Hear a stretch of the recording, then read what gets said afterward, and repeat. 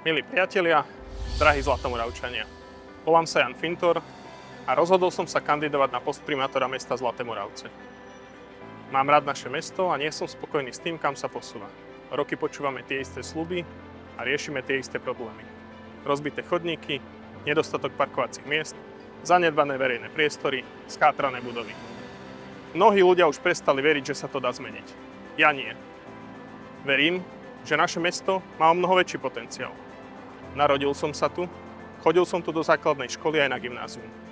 Dnes tu spolu s manželkou vychovávame naše dve deti.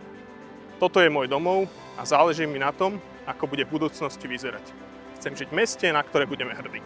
V roku 2022 som získal dôveru ľudí a posledné roky pôsobím ako mestský poslanec. Spoznal som mesto znútra, jeho problémy, ale aj príležitosti.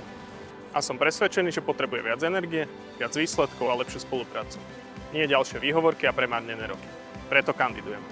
Mojimi prioritami budú postupná oprava chodníkov v celom meste, riešenie novej križovatky pri Farskom kostole, nové parkovacie miesta na ulici Pribinovej a SNP, ale aj na sídliskách, vytvorenie moderných uzamknateľných stojísk a zvýšenie bezpečnosti dobudovaním inteligentného kamerového systému.